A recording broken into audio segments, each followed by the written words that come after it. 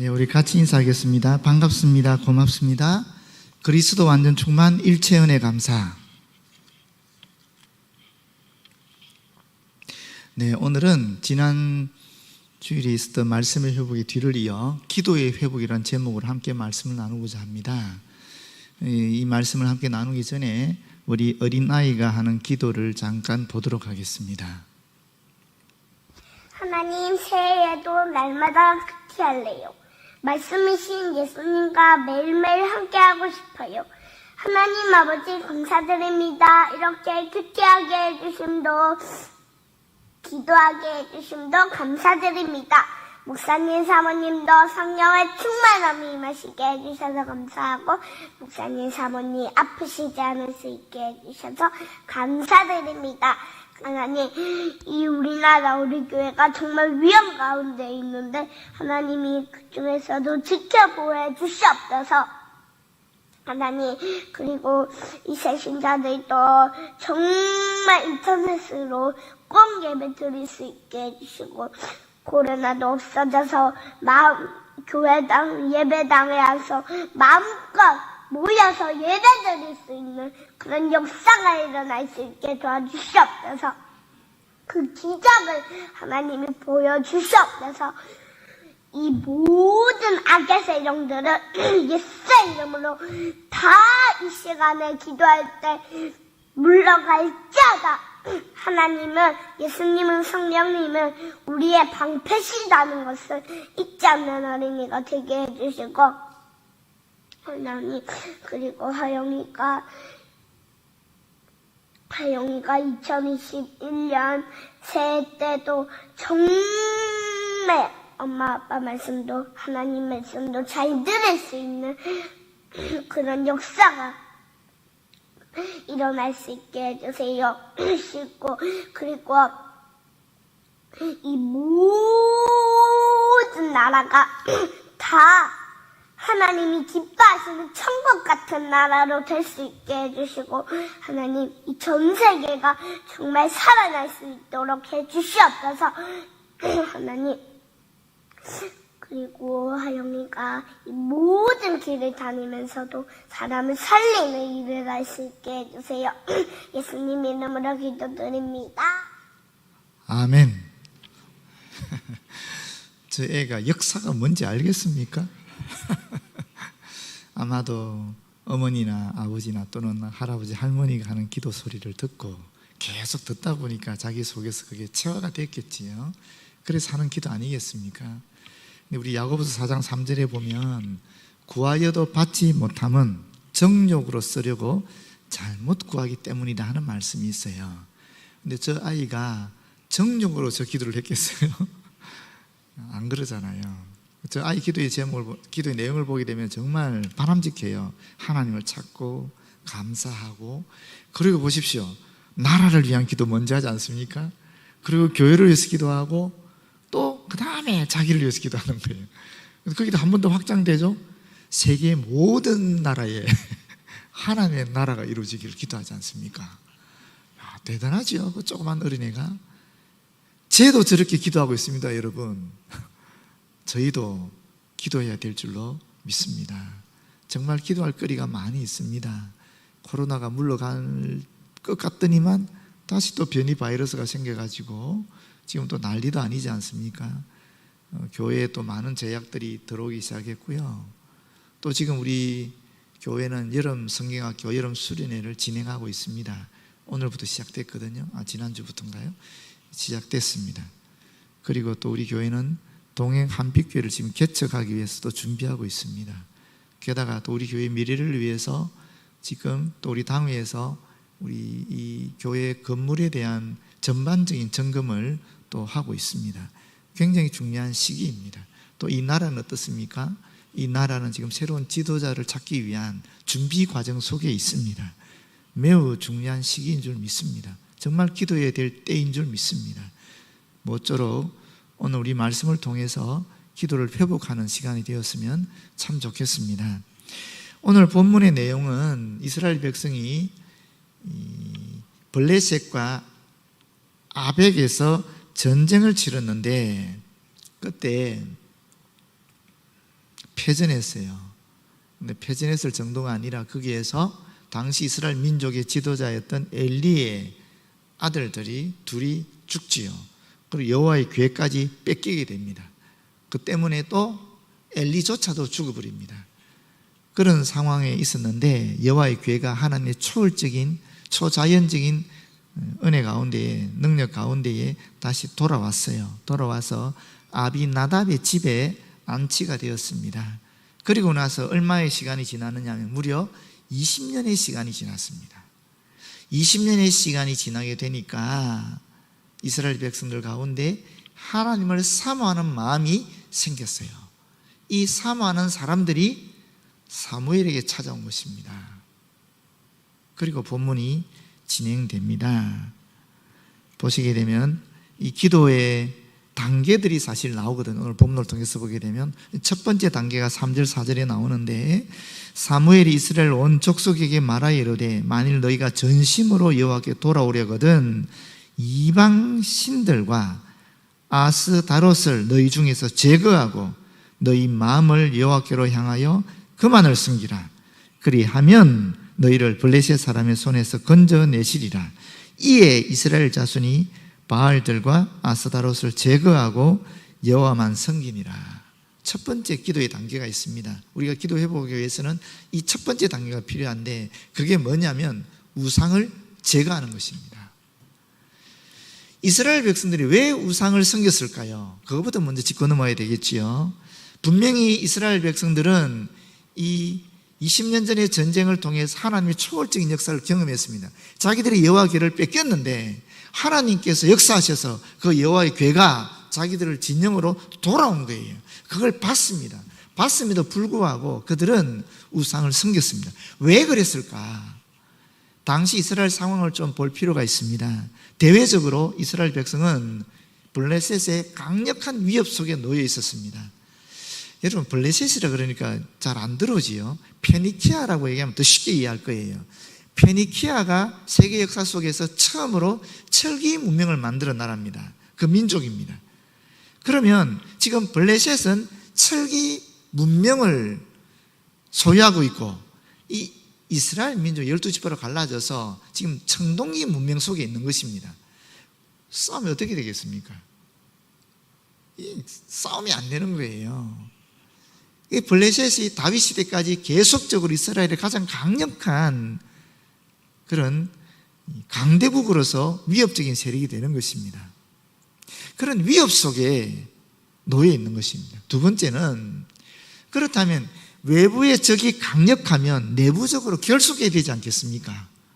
결속하기 위해서는 지도자가 있어야 되는 거예요. 그런데 엘리 대제사장의 죽음 이후에 이스라엘 민족을 결속할 수 있는 그런 지도자가 없었습니다. 무려 20년 동안.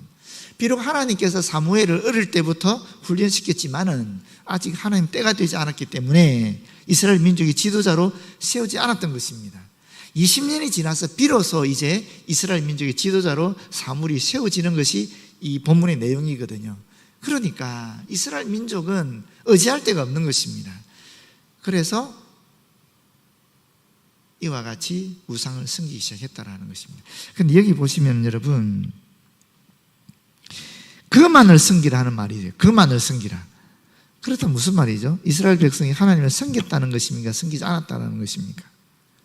하나님을 섬긴 것입니다. 섬겼는데 하나님만 섬긴 게 아니라는 거예요. 이방신들, 다시 말하면 바알 제단과 아스다롯 상을, 아스다롯 신을 섬겼다라는 것이거든요. 바알의 뜻은 주인이라는 뜻입니다. 주인. 우리로 치면 주님이라는 뜻이에요. 우리가 지금 하나님 향하여 주님, 예수님 향하여 주님을 그러지 않습니까? 그와 같은 뜻을 가진 것이 바알입니다. 바알은 그 당시 가나안 지역의 가장 강력한 최고 남신이었는데, 농경신이었죠. 물론 폭풍의 신이었어요. 바람의 신, 풍요의 신이었죠. 아스다롯은 이 최고 여신으로서 이 사랑과 전쟁의 신이에요.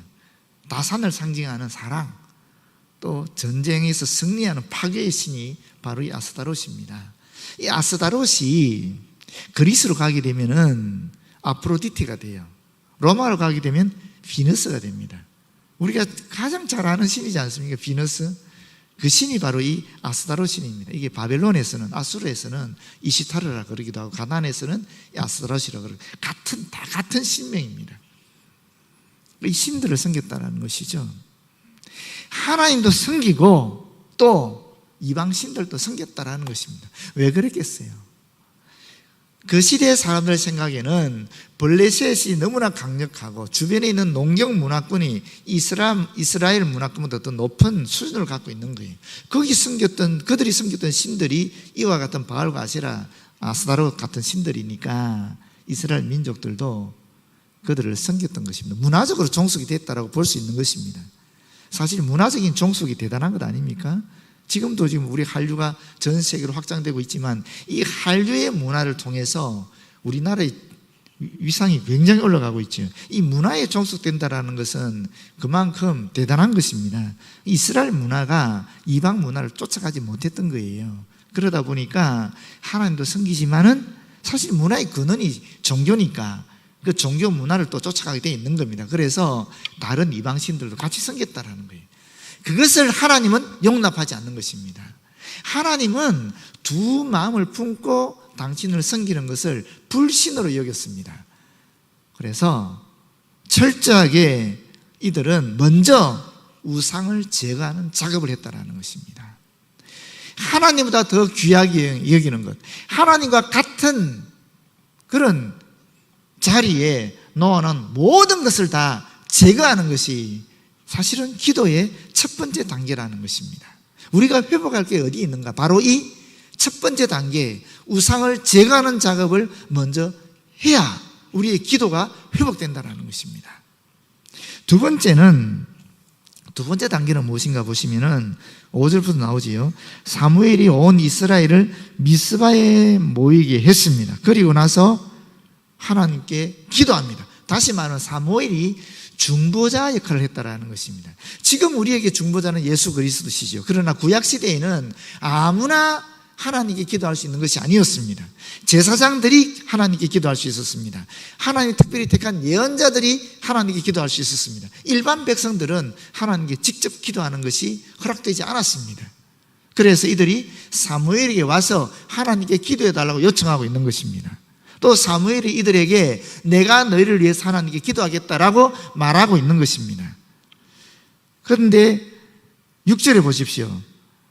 미스바에 모여서 뭘 했느냐? 물을 길어서 여호와 앞에 부었습니다. 그리고 두 번째 했던 게 뭡니까? 종일 금식했습니다. 그리고 세 번째 했던 것이 그들이 범죄한 것을 하나님께 고백했습니다. 미스바에서 이들은 세 가지 일을 한 거예요. 첫 번째가 물을 부었다. 이건 하나의 제의지요. 상징이지요. 이 물을 쏟아 부었다는 의미가 두 가지가 있는데 첫 번째는 뭐냐면은 물을 붓게 되면 남아있는 게 아무것도 없잖아요. 여기 있는 컵에 있는 물을 싹 부어버리면 남아있는 게 아무것도 없지 않습니까? 내 마음에 있는 슬픔, 내 마음에 있는 죄악, 내 마음에 있는 두려움, 내 마음에 있는 모든 것들을 다 쏟아붓는 것을 얘기하는 것입니다. 그럼 어떻게 됩니까? 내 속이 비게 되지 않겠습니까? 빈 마음을 가지는 것을 얘기하는 거예요. 두 번째 의미는 뭐냐면은 이 쏟아부은 물을 다시 담을 수 있습니까? 없습니까? 없잖아요. 내 마음에 있는 슬픔들, 내 마음에 있는 갈등들, 두려움들, 불안들 싹 다 버리고 나서 이 깨끗한 비어있는 이 마음을 가지고 하나님만 바라보는 거예요. 결단입니다. 하나님만 바라보겠다는 이 빈 마음에 주님만 모시겠다는 이 결단을 상징적으로, 제의적으로, 종교적 의식으로 표현한 것이 이 물을 길어서 붓는 행위라는 것입니다. 두 번째 그들이 했던 것이 무엇이냐면 금식입니다. 금식이 뭐죠? 내가 가지고 있는 이 육체적인 생명을 계속 지속시키기 위해서 에너지를 공급하는 거잖아요. 그 에너지 공급을 그만두었다는 말은 무슨 말이냐면은 자기 중심에서 하나님 중심으로 전환했다라는 의미예요. 그게 금식의 의미입니다. 지금까지는 자기 자신들을 위해서 살았습니다. 자기 가정을 위해서만 살았습니다. 그래서 가정에 이방신들도 섬기고 자기들도 이방신들을 함께 하나님과 함께 모셨던 거예요. 근데 이제 완전히 자기들을 내려놓고 자기 중심에서 철저하게 하나님 중심으로 전환했다라는 그런 어떤 결단의 모습이 이 금식으로 나타나기 시작하는 겁니다. 마지막 세 번째가 하나님께 범죄한 것을 고백하고 있습니다. 왜 자신들이 20년 전에 전쟁에서 패배했는가? 무기가 나빠서, 지도자가 전략이 부족해서가 아니라 우리의 전쟁의 패배는 하나님을 섬기지 않은, 하나님 명령을 제대로 준수하지 않은, 다시 말하면 하나님과 우상을, 다른 신들을 함께 섬긴 것이 이 전쟁 패배의 근본적인 원인이었구나 하는 것을 그들이 고백하고 있는 것입니다.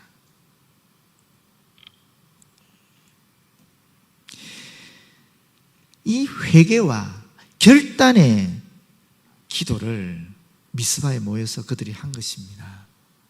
우리가 회복해야 될 것이 무엇인가? 바로 이 두 번째 단계이지요. 첫 번째 우상을 제거하고 두 번째 회개해야 되는 것입니다. 회개의 기도를 드릴 때 우리는 기도를 회복할 수 있는 것입니다. 그럼 세 번째 단계는 무엇인가? 여러분, 우리가 상식으로 생각해 보십시오. 우상을 제거하고 회개 기도를 드렸습니다. 그 다음에 우리에게 임할 것은 뭐지요? 축복 아니겠습니까?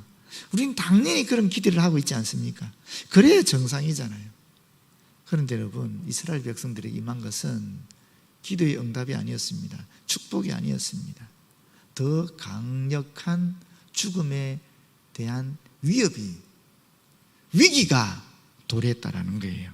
그게 7절에 나옵니다. 이스라엘 자손이 미스바에 모였다는 것을 블레셋 사람들이 듣고는 군대를 소집해서 쳐들어오는 것입니다. 쟤들이 지금 모여서 며칠 동안 회개 기도하고 있다, 금식하고 있다, 힘이 없을 거야, 다 모여 있으니까 지금 가서 치면은 이스라엘은 완전히 우리의 노예가 될 것이야 하고 강력한 군대를 소집해서 쳐들어온 거예요. 여러분, 이해가 됩니까? 우상을 제거하고 회개하면서 하나님의 전 민족적인 결단을 하고 있는데, 하나님이 축복을 내려주기는 고사하고 오히려 전 민족이 멸망될 수밖에 없는 위기 속에 놓이게 된 것입니다.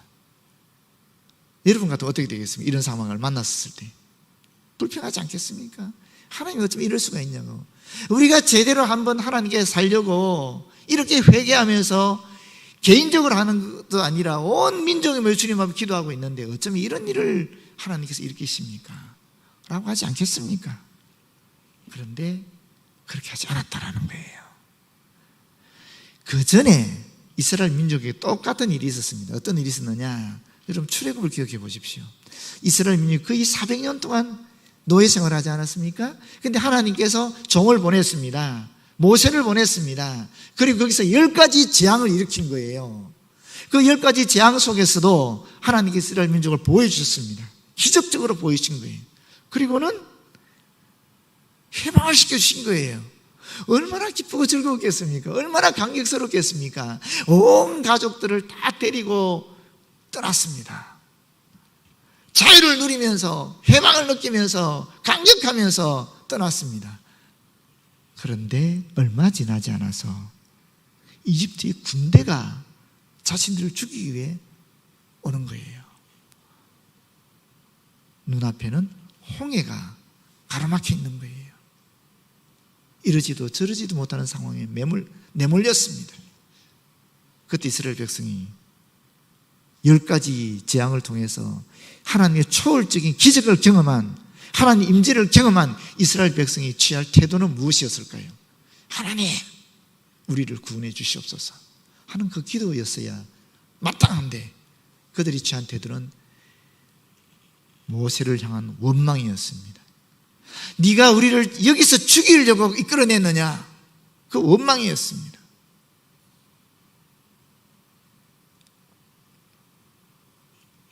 그런데 회개의 운동을 한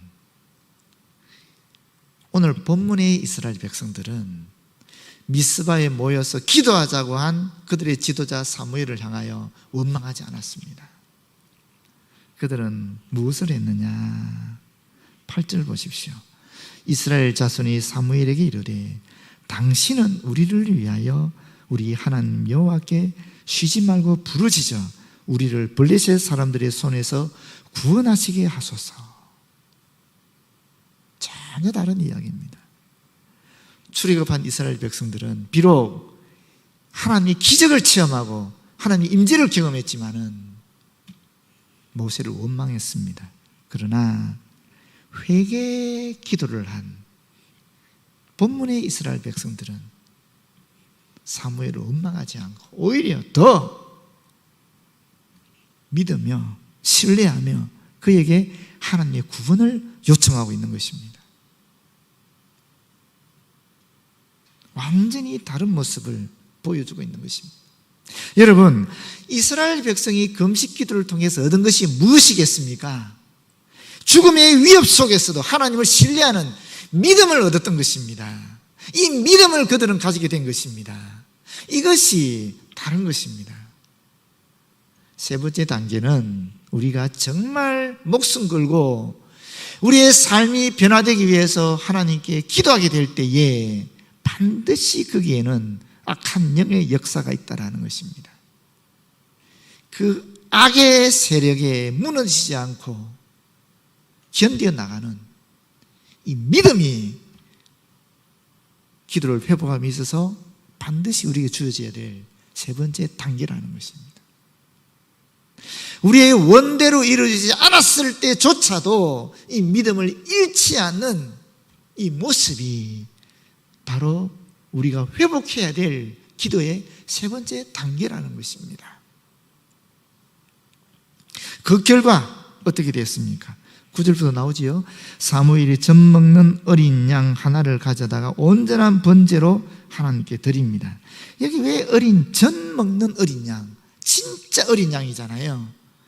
이스라엘 백성의 모습이 이와 같다라는 거예요. 이 젖 먹는 어린 양은 의미가 없으면 죽을 수밖에 없는 존재예요. 이스라엘 백성은 지금 무기력한 상태에 있는 것입니다. 금식하고 힘 빠지는 상태에 있는 것입니다. 강력한 군대가 쳐들어왔는데 하나님께서 자신들을 보여주지 않으면은 어린 양처럼 죽을 수밖에 없는 존재라는 것입니다. 그러면서 하나님께 이스라엘 백성이 헌신하는 모습이 온전한 번제물로 바쳐지는 것입니다. 온전한 번제물이라는 것은 원래 번제하고 나면 번제물 드리고 나면 제사 지내고 나서 이 음식을 나눠 먹었거든요.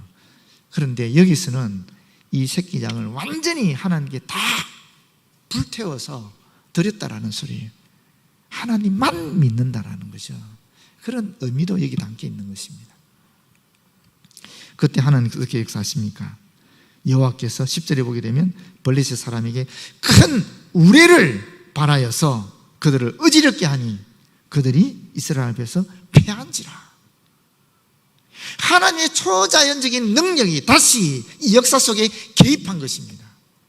그래서 블레셋을 물리치게 한 것입니다. 어느 정도로 물리쳤느냐? 11절이 있지요. 블레셋 사람들을 추격해서 뱃갈 아래에 이르기까지 쳤더라. 이 미스바에서 뱃갈 아래까지가 보통 어느 정도 거리냐? 학자들이 추정하기를 13km 정도 떨어져 있다 그래요. 13km를 추격해서 계속 공격했다라는 거예요.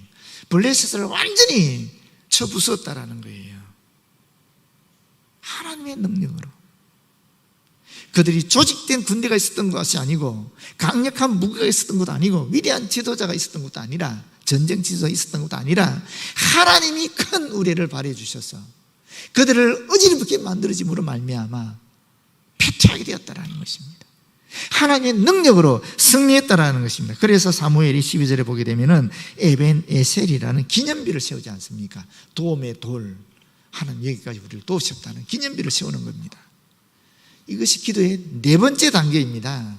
하나님 주시는 승리에 대한 감사. 그게 네 번째 단계가 되는 것입니다. 우리는 이 감사를 회복해야 될 줄로 믿습니다. 보십시오. 그 뒤에 13절, 14절에 보시게 되면 사무엘이 사는 날 동안에 이스라엘의 평화가 깃드는 것입니다. 여러분, 한 사람이 얼마나 위대한가를 우리는 여기서 발견하게 됩니다. 이때는 사무엘밖에 없었지만 지금은 그렇지 않지요. 지금은 언제나 어디 있으나 누구든지 하나님께 기도할 수 있습니다. 누구를 통해서? 우리 주 예수 그리스도를 통해서.